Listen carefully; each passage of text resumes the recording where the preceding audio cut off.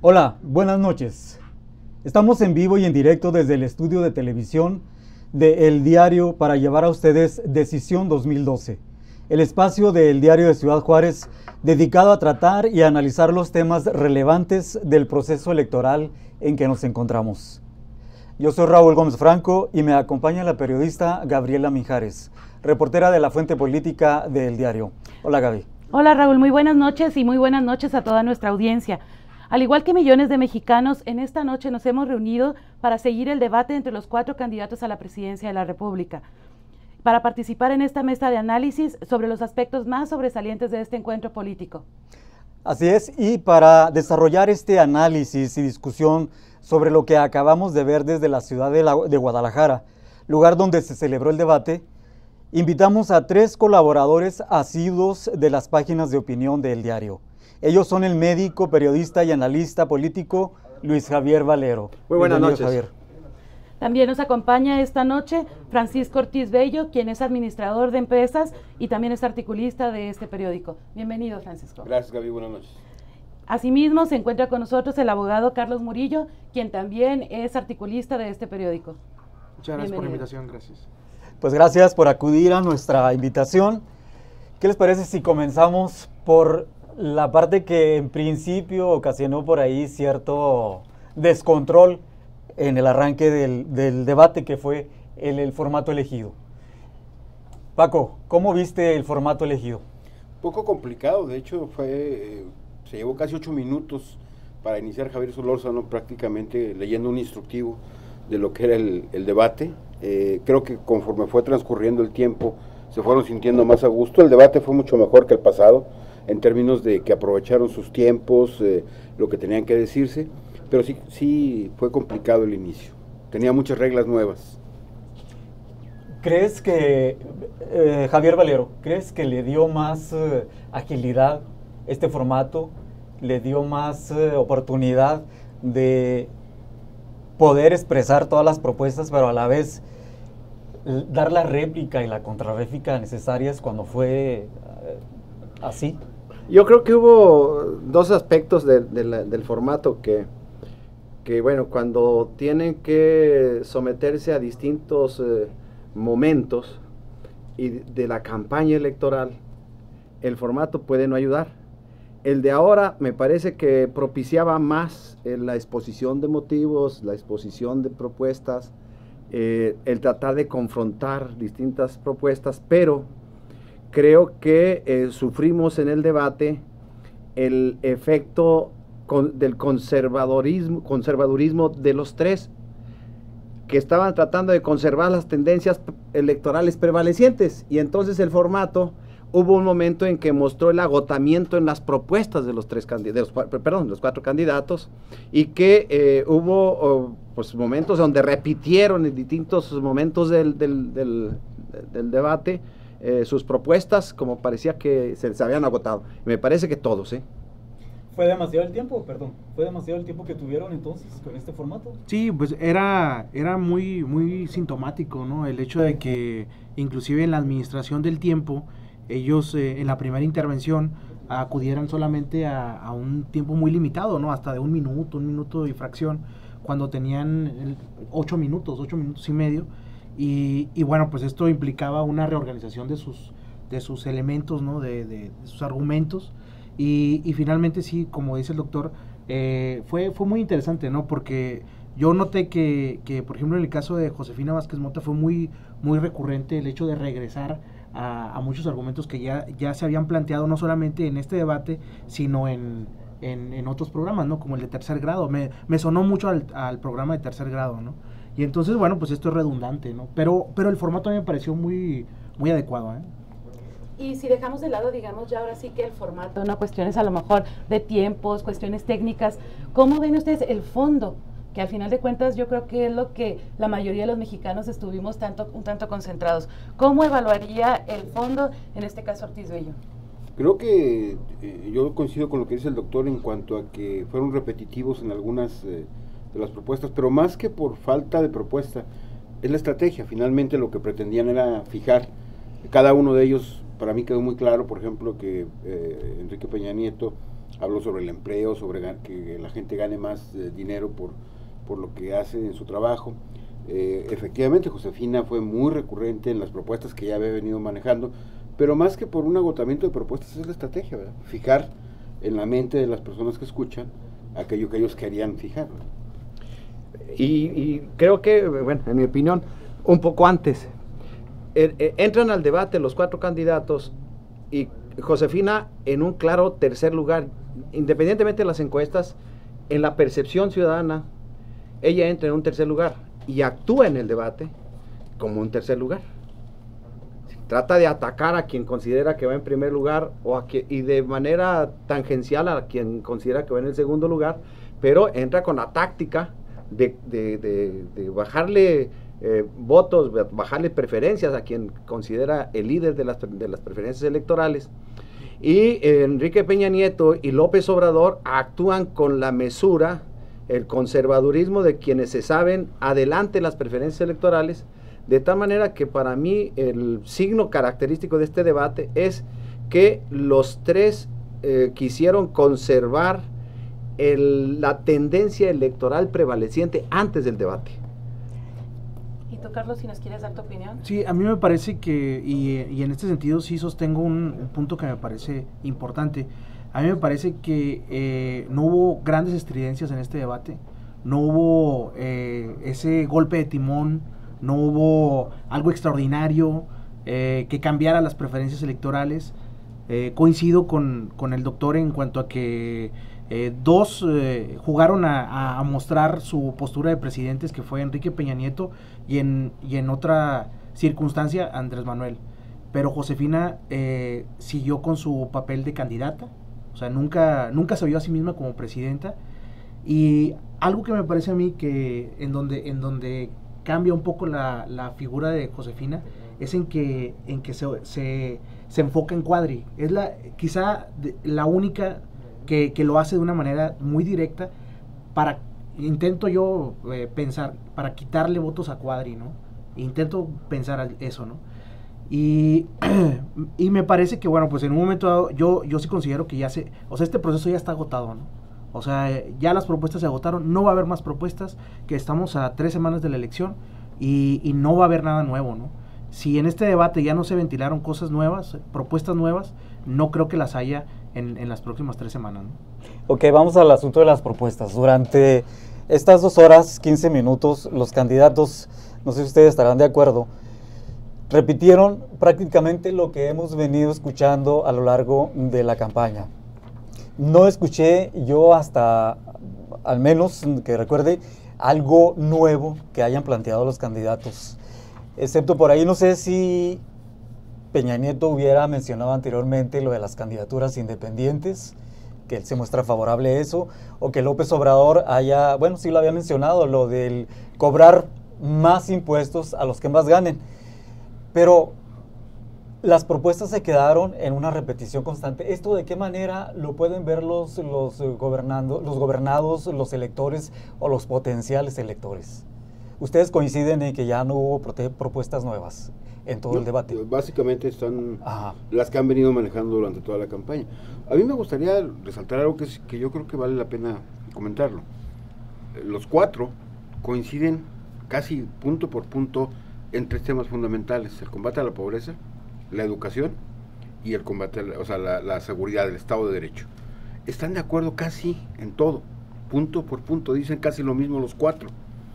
Yo no me explico entonces por qué cuando hay problemas, por ejemplo, en el Congreso o las reformas que los 4 mencionan y que dicen que no se han aprobado y que le darían al país una cara distinta, pues siguen sin aprobarse, ¿verdad? Cuando los 4 están de acuerdo en lo fundamental de esos 3 temas. Y ahí están. Yo creo que las propuestas que traen los 4 cubren el espectro que los mexicanos quieren. Todos queremos empleo, todos queremos que la economía crezca, lo que ellos dicen es lo que México quiere. ¿Fue debate? Yo creo que no debatieron porque yo creo que se vieron las limitaciones del debate.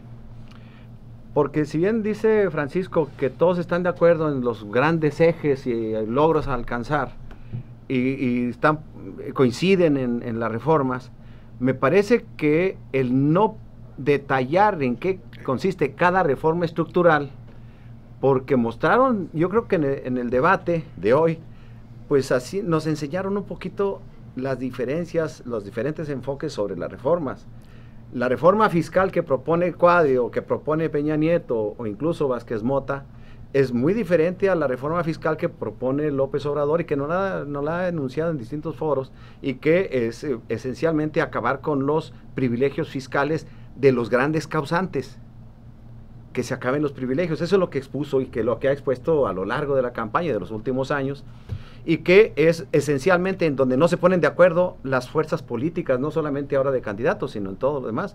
La reforma laboral, es claro que existen dos profundas concepciones acerca de la reforma laboral, y que es la que ha impedido que se apruebe en el Congreso de la Unión, y asimismo la reforma energética.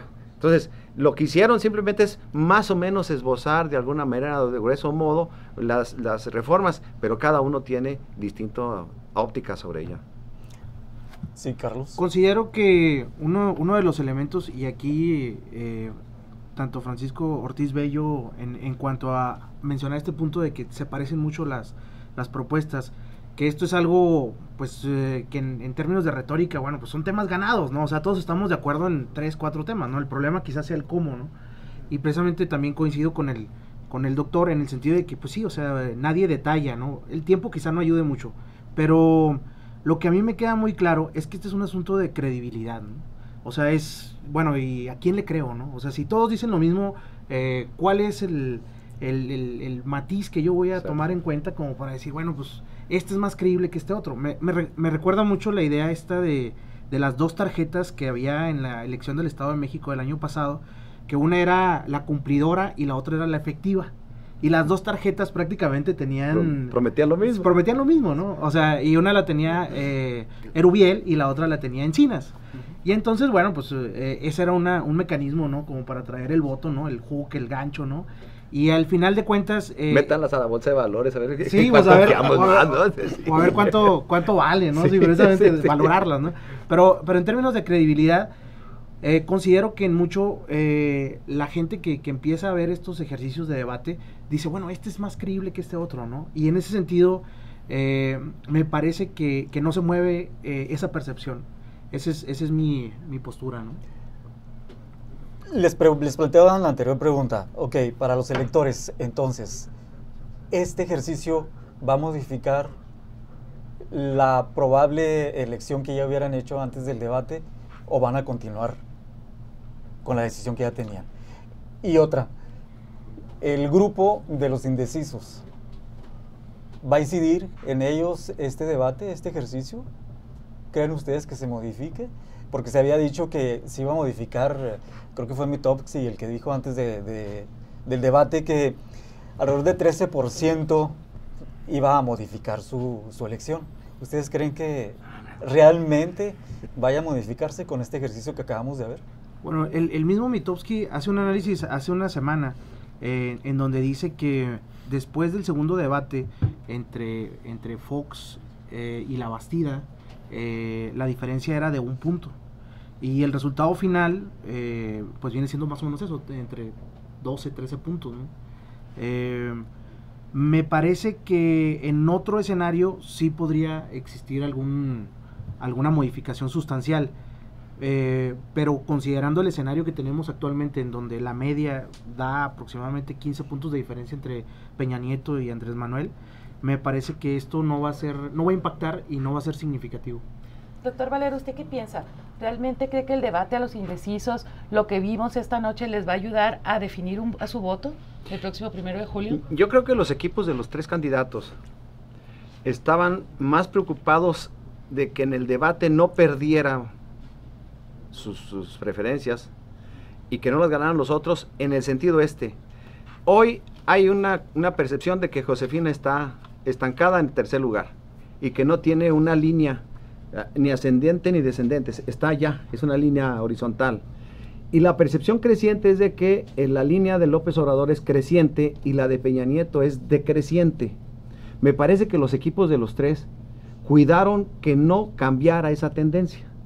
y por tanto no se arriesgaron a lanzarse al ruedo. Este me pareció así como, en términos de box, un clásico primer round. No arriesgar, no ofrecer armas, no salir a campo abierto para no perder la tendencia, no los votos que en este momento tienen, sino la tendencia prevaleciente. Y entonces, si Mitofsky dice que son 13 puntos los que iban a cambiar, es una barbaridad. Si le hacemos caso a María de las Heras, que es la única empresa que ha calculado la participación electoral y la ubica en el 63%, lo que significaría que votaran alrededor de 49 millones de ciudadanos. Cada punto vale 490,000 votos. Es decir, y dejando el número cerrados en 500,000.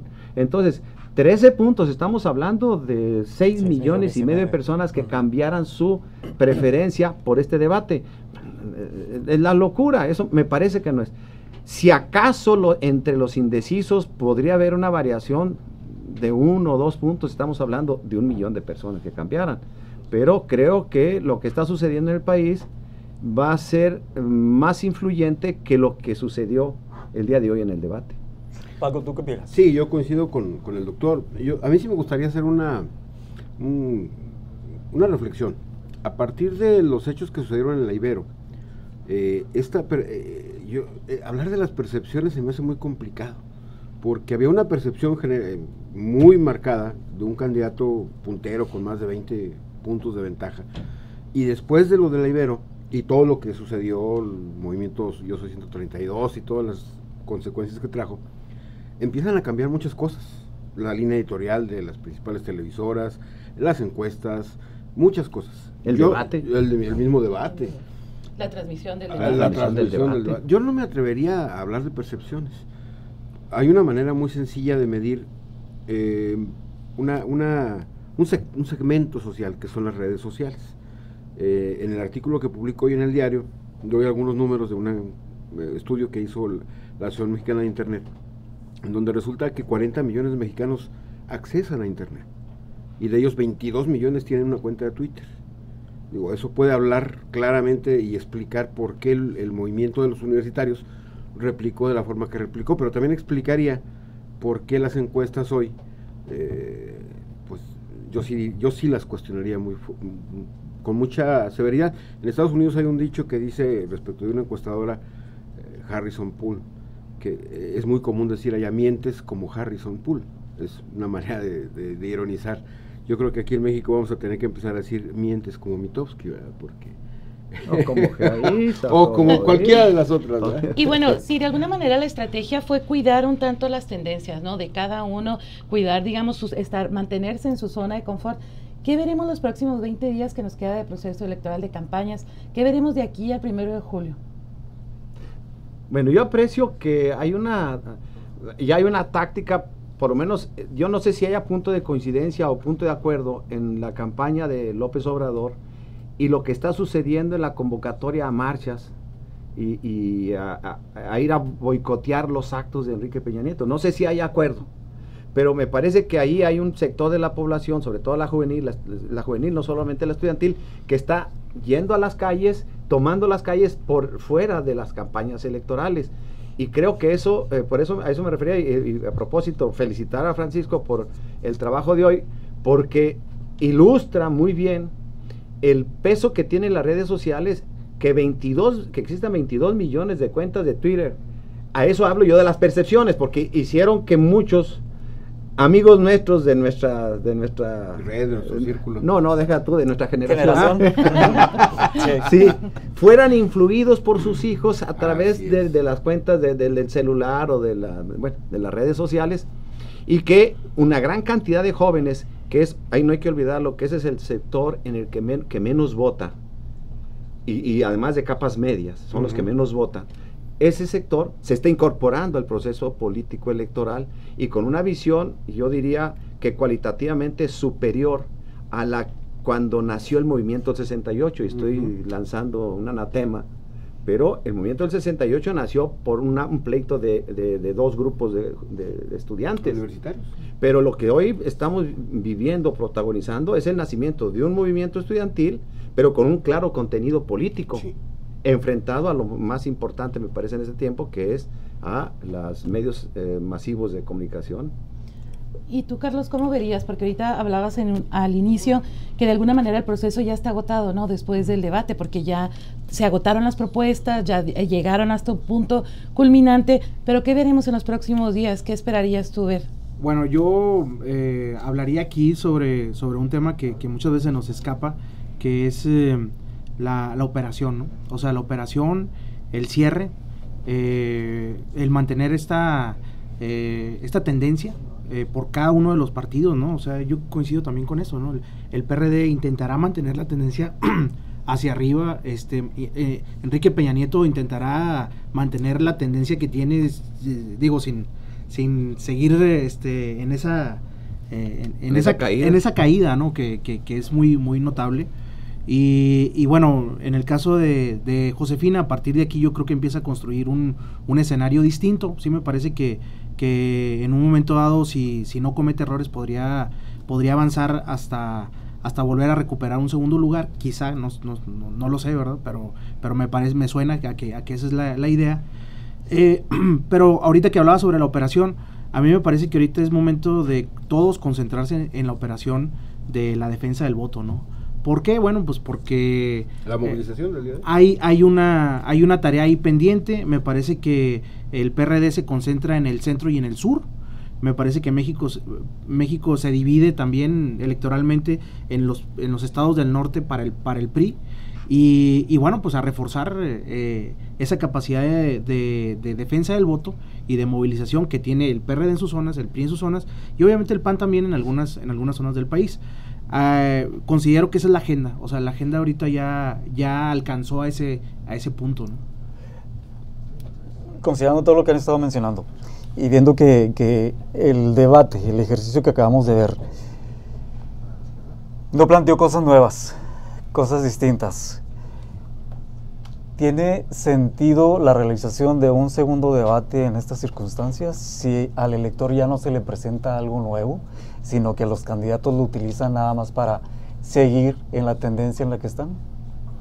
Sería el tercero, el que van a hacer con el movimiento Yo Soy 132. Sí, pero de los organizados por el IFE. ¿Tiene sentido si se da de esta manera en que se dio ahorita? No, de hecho, bueno, el término debate, tanto etimológica como políticamente, quiere decir confrontación de ideas. Y este ejercicio de hoy y el pasado, de ninguna manera se puede considerar una confrontación de ideas. Es una lucha de estrategias ya delineadas, deliberadamente planeadas. Yo creo más en los ejercicios de debate tipo Francia, Estados Unidos, en donde, aunque sean 3 o 4 los candidatos, debaten por pares, por parejas, uno a uno, en un formato mucho más suelto, mucho más ligero, en donde se pueden se dicen cosas espantosas, ¿verdad? Todos vimos el debate de Sarkozy con Nodán y es impresionante lo que se dice. Yo creo que hacia allá debería de ir la democracia mexicana, ese tipo de debates en donde de verdad la gente escuche y sepa lo que cada uno de los candidatos ofrece. ¿No puede generar algo de decepción entre la gente? Porque según las notas que estuve leyendo, mucha más gente esperaba este debate, incluso que el primero. Sí.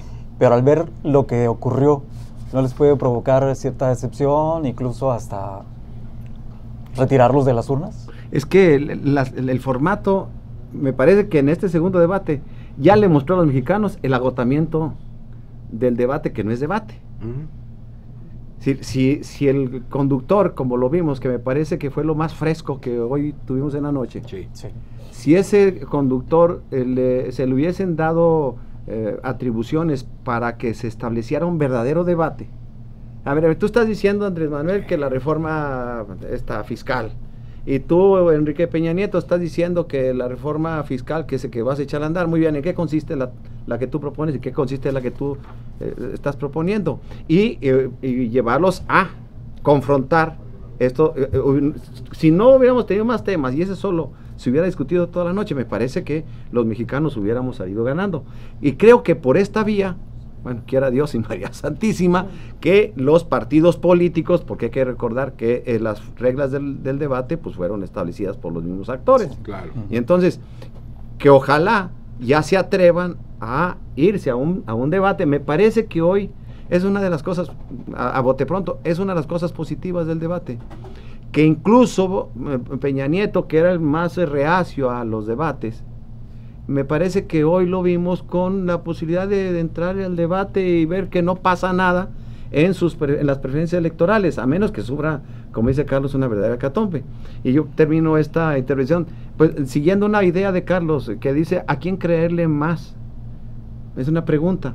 Creo que quien sale perdiendo hoy más en el debate, precisamente por no creerle, es a Josefina, porque es a quien se le puede confrontar con hechos de gobierno concretos y recientes. A muchos de los mexicanos, pues, que Peña Nieto fue bueno o mal gobernante, no les viene ni les va, no saben, pero que diga Josefina, ahora sí va a haber seguridad pública, ahora sí voy a hacer un pacto para la educación, sin tener que ver con el Bester, como que eso choca con lo que los mexicanos, ahora sí va a haber crecimiento y va a haber seguro universal para todos, ahora sí voy a proponer que se desaparezcan los plurinominales, es decir, como que la hora de gobierno está muy reciente, es la que estamos viviendo, y quien la está proponiendo es la candidata del partido de gobierno. Me parece que eso es donde puede chocar más y pueden creerle menos. ¿Tú estarías de acuerdo, Paco, en que Josefina es la que sale perdiendo? No, hay una evaluación reciente hecha precisamente por Mitofsky y otra que hizo María de las Heras y la que hace Geaiza, la evaluación que hacen de la aprobación presidencial, y Felipe Calderón sale con un 66% de aprobación en las tres. O sea, es uno de los niveles de aprobación más altos para un presidente en el último tramo de su gobierno, prácticamente a 6 meses de terminar. Yo creo que la gente no relaciona este tipo de situaciones. Es decir, la economía en México es una de las fortalezas más grandes que tiene el país. La misma OCDE lo acaba de decir, ¿verdad? Mientras las economías más fuertes del mundo están en crisis, con desempleo galopante, con problemas fuertes de liquidez financieros en Europa, la economía de México está creciendo. Digo, finalmente lo que está pasando puede que nos vaya a afectar, pero va a ser lo mismo que pasó en el 2008 y lo mismo que pasó en el 2009. Una crisis que viene de fuera y obviamente nos va a afectar, por supuesto, pero no como un efecto de un mal manejo de la economía. Yo creo que las fortalezas de Josefina, o sus debilidades, están más en el ámbito de su campaña, más que en las del gobierno de Felipe Calderón. Ha cometido errores la campaña de Josefina Vázquez Mota, han centrado la campaña en situaciones que poco le han redituado a Josefina, pero no tienen que ver, yo desde mi particular punto de vista, no tienen que ver mucho con la gestión de gobierno del PAN. ¿Y esa estrategia, tú cómo la valoras? Particularmente en el caso, por ejemplo, de Josefina y de Enrique Peña Nieto, ¿realmente les servirá esa estrategia como para atraer votos, preferencias? A mí me parece que hay una frase que me gustaría darle un poquito la vuelta, de que el que no arriesga no gana, y en algún momento alguien decía lo contrario, decía, no, el que no arriesga no pierdes. Y entonces me parece que siguiendo con esta idea, ¿no?, del doctor, efectivamente, o sea, nadie se quiso arriesgar a perder, pero tampoco nadie se quiso arriesgar a ganar. Y entonces me parece que la más osada fue Josefina, fue la que más se aventuró, fue la que más levantó la mano para, si bien es cierto, fue para atacar, pues también para ponerle sabor, ¿no?, a este asunto. Me parece que Cuadri pone un ritmo muy interesante también, ¿no? O sea, Cuadri con sus preguntas, ¿no? Seguramente ya hay en Twitter, pregunto como Cuadri, ¿verdad? Seguramente. El hashtag de Twitter. Sí, seguramente ya está el hashtag ahí.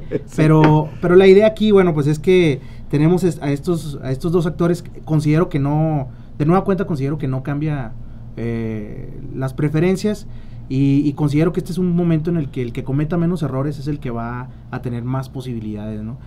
A mí me parece que se le escapa la posibilidad a Andrés Manuel de impulsar su campaña hacia un segundo lugar sólido, cerrado, con posibilidades más allá de ahorita la especulación del voto útil. Me parece que en un momento dado, más que el voto útil, pudiera ser otra su circunstancia. Pero bueno, se le escapa esta oportunidad, veamos qué hacen en 3 semanas, ¿no? Doctor, se le escapa esa oportunidad a Andrés Manuel porque Andrés Manuel no se dirigió a Enrique Peña Nieto durante todo el debate. No le contestó, no le dijo nada.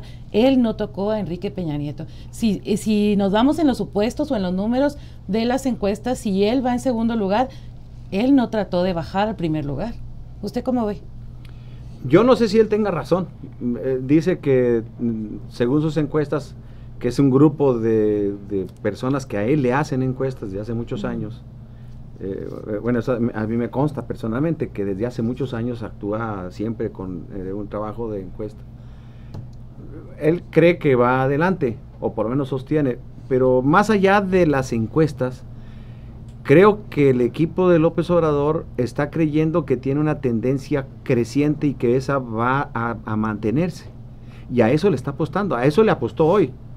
El comportarse como el que va adelante en las encuestas, sin voltear a ver al segundo lugar, como lo que hizo Peña Nieto, y que en el primer debate pues prácticamente nomás volteó tantito para quitarse algún golpe, pero el comportamiento de López Obrador hoy es el de quien se siente que va en primer lugar, siéndolo o no, que eso está difícil saberlo por todas las cosas que hemos visto ya de las empresas encuestadoras, pero seguramente que eso sí se aprecia, pues, ese impulso que está teniendo la campaña de López Obrador, y bueno, los sondeos del diario lo muestran, y no solamente del diario. Ahora hay que ver que son sondeos nada más. Sí, yo creo que ahí hay que hacer muy bien la precisión, porque sí, son sondeos nada más. El miércoles en el programa que tuvimos estuvimos hablando de encuestas, pero creo que faltó precisar bien que lo que aparece en el sitio electrónico del diario es un sondeo, no es una encuesta, es decir, no está realizado con una metodología científica específica, etcétera, y ahí vota quien tiene computadora, ¿verdad? Entonces hay que... Quien tiene computadora y desea votar. Y desea votar. Entonces yo creo que esos sondeos no hay que darles toda la seriedad que se le podía dar en determinado momento, ¿verdad? Porque son muy sesgados, ¿verdad? Sí. Son muy sesgados. Sí, la muestra es, digamos, muy pequeña, ¿no? Es nada más quien tiene internet, aunque bueno, también tiene su candado, ¿no? Nada más pueden votar una sola vez. Así es. Lo hemos intentado votar 2 veces y no se puede. Y no hemos intentado votar el sitio, ¿no? Pero no hemos podido. Ok. No podemos entonces hablar, como sucede siempre después de cada debate, y supongo que mañana todos los medios vamos a manejar sondeos. ¿Quién ganó el debate? En este caso, yo creo que después de todo lo que hemos estado comentando, no podríamos hablar en este momento de ¿quién ganó el debate? O podríamos hablar en todo caso de ¿quién perdió? ¿Quién perdió más, no? ¿Quién perdió más? ¿Quién perdió? Pues yo, mire, yo considero que Josefina Vázquez Mota perdió, considero que perdió una... digamos que perdió el rumbo, ¿no? A mí me parece que perdió el rumbo, perdió la estrategia, porque empezó a divagar y a golpear a todo el mundo sin ton ni son, ¿no? Porque hasta Cuadri le tocó, ¿no? Eso me llamó mucho la atención. Me parece que Andrés Manuel perdió la oportunidad de brincar al siguiente escalón. Me parece que Enrique Peña Nieto perdió la oportunidad de demostrar que podía con su problema de adicción, o sea, su gran problema es la adicción. Y ahí va a aparecer también en un hashtag, ¿no? Me atoro como Enrique Peña Nieto. Que bueno, ese es un problema muy marginal, ¿no? Pensando en los demás, ¿no? Pero creo que tiene más problemas de adicción López Obrador que Peña Nieto, ¿no? Sí, bueno, pues también tiene atorones muy feos, ¿no? Pero el gran problema de Enrique Peña Nieto hasta ahorita a mí me parece que pudiera ser su adicción, ¿verdad? O sea, digo, y en ese sentido pues pierde menos, ¿no? Considero que pierde Cuadri porque lo exhibieron, Josefina Vázquez Mota ahí tuvo una palomita a su favor. Nosotros perdimos a la decán. ¿Dónde quedó la decán, verdad? Me parece que para esta mesa es fundamental, ¿verdad? Y bueno, pues si alguien tuvo que ganar, a mí me parece que sí ganó la gente que lo vimos, sí ganamos en cuanto a tener ese ejercicio siempre democrático y siempre enriquecedor, a pesar de las limitaciones del formato, ¿no? Valero, ¿tú crees que hubo algún perdedor en lugar de un ganador del debate? Bueno, claramente Gabriel Cuadri, porque se puso en el plan de un ciudadano que les está aconsejando a los otros o les está proponiendo a los otros que hagan lo que tienen que hacer si alguno de ellos gana. Y se dio cuenta de su error, es un hombre inteligente, se dio cuenta de su error y en la conclusión pues llama a votar por él, porque durante todo el debate llamó a votar por los otros. Porque en lugar de pronunciarse, vamos, sobre el aborto, sobre los matrimonios entre personas de mismo sexo, sobre el consumo de marihuana, en fin, sobre todos los temas que estuvo preguntando, él jamás expuso su opinión. Estaba pidiendo que los otros se pronunciaran. Así es. Y entonces me parece que se puso en el plan de quien está, bueno, ya que van a ganar ustedes, pues pronúnciese por esto. Entonces creo que es el perdedor, Gabriel Cuadri. Le fue muy mal con Josefina. Y por supuesto a Josefina también le fue mal con esa el revire, con ¿no? el revire, creo que ahí. Y otra vez, como ya lo están diciendo desde mucho antes las empresas encuestadoras, bueno, va a salir como ganador del debate el que yo quiero que gane. Sí. Sí, van a ubicar como ganador al que previamente veían como ganador. No sé cómo vaya a ver los indecisos. Y el otro aspecto que muy importante es el voto útil, porque me parece, bueno, para ubicarlo desde mi punto de vista, tiene más efecto la decisión de Vicente Fox que el debate de hoy, Sí. en términos de preferencias electorales, porque el llamado de Vicente Fox es el voto útil, es decir, el tercer lugar es Josefina, mejor vámonos con el primero, y ese sí puede inducir al voto útil, que hay que definirlo bien, que es quien ya estaba definido por un partido, por un candidato, y que al ver que no va a ganar, decide cambiarlo para entrarle en lo que ya, bueno, ya necesitamos la segunda vuelta en las elecciones, ¿no? Urge. Es urge. Pues creo que el tiempo se nos ha terminado. Me gustaría que hicieran una última reflexión cada uno de ustedes, general, en torno al ejercicio que acabamos de ver, con un mensaje a quienes nos están escuchando, e incluso con un mensaje a los indecisos. A mí me parece que es buen tiempo para que en este tipo de dinámicas, ¿no?, en donde entramos a platicar sobre temas que nos son propios a los ciudadanos, me llama la atención que se decía mucho, lo mencionaron varias veces los candidatos, dijeron, te hablo a ti, priista ciudadano, ¿no? Te hablo a ti, panista ciudadano, ¿no? Para que reflexiones tu voto. Y entonces resulta que sí, o sea, los priistas también somos ciudadanos, los panistas también son ciudadanos, los perreístas también son ciudadanos, y que bueno, pues en ese crisol de opciones, ¿no?, en donde tenemos maneras distintas de ver los caminos, pero el fin último, creo que coincido con Paco Ortiz Bello, es exactamente el mismo, que México tenga un mejor desempeño, ¿no?, en el concierto de las naciones y hacia adentro.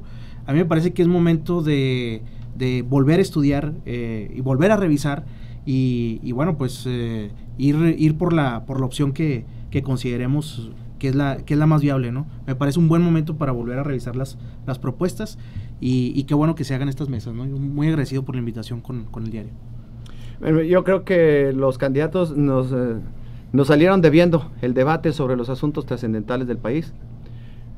Todos hablaron de combatir la seguridad, como lo han dicho todos los protagonistas políticos de todos los colores, pero los que son candidatos presidenciales no nos dijeron cómo lo van a hacer.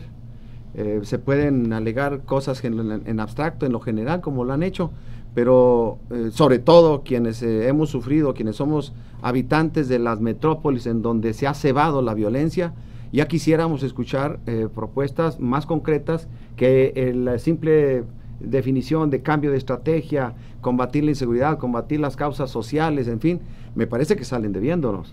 No hay una expresión acerca de los 65,000 o los 88,000 asesinados del 2006 a la fecha. La reforma energética, el petróleo no es para siempre. Los especialistas hablan de entre 25 y 50 años se acabará el petróleo y nosotros como país no estamos construyendo nada alternativo para enfrentarlo. Y ya no hablo no solamente de los combustibles, alimentos, ropas, en fin, no estamos, y ese debate no se da. Me parece que hay un punto de inflexión en el discurso de Enrique Peña Nieto, cuando habla, es cuando les he escuchado más claramente, habla de incrustarnos ya de pleno a la economía norteamericana. Hizo una definición muy clara ahí de que ya actuemos como un bloque frente a los otros bloques. Me parece que ese es un tema a discutirse, y por supuesto los que ya mencioné, los tres, las reformas estructurales que no se han discutido y no se discutieron el día de hoy, nos lo salen debiendo. Y bueno, pues qué bueno que el diario está haciendo este tipo de eventos. Me parece que son los que ayudan a que por lo menos uno contribuye o trata de contribuir a que los ciudadanos pues tengan otros puntos de vista. Paco. Agradecer al diario, felicitar a la empresa y a ustedes por este ejercicio que yo creo que es muy importante. Ahorita que estaba reflexionando lo que dicen mis compañeros, creo que sí hay mucha información ahí para analizar con la gente. No sé si vaya a quedar en el portal el video del debate, sería bueno que la gente lo viera con más detenimiento. Sí hay ahí mucha información para tomar una decisión. Yo creo que sí hay un ganador en el debate, y fue Javier Solórzano, porque se reveló como un buen moderador Claro. A falta de la edecán. Javier Solórzano quedó ahí como el... Yo creo que en los futuros ejercicios... ¿Qué pasó? Bueno, las damas también tienen derechos, ¿no? Sí.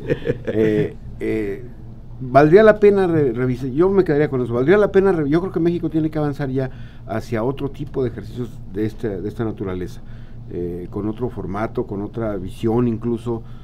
Lo decía el doctor hace rato, si el periodista, que además es un periodista con toda la experiencia del mundo para hacer un trabajo de ese tipo, se le dan más facultades para cuestionar incluso a los candidatos o al candidato, yo me quedaría con un debate por lo mucho de 2 personas, es decir, no más candidatos, aunque tuvieran que hacer como tipo retadoras en el fútbol, ¿verdad? Uno contra uno y luego... eliminatorias. Sí, eso sería mucho más interesante, ¿verdad? Eso permitiría que la gente pudiera verlos interactuar y la manera de manejar la información. Creo que este tipo de ejercicios vale la pena hacerlos. Vamos a ver el del martes, a mí me llama mucho la atención ese, a ver si el efecto de la silla vacía no tiene ahí un maleficio para Enrique Peña Nieto. Ya dijo que no va a ir, porque el movimiento que lo invita pues es claramente contra él,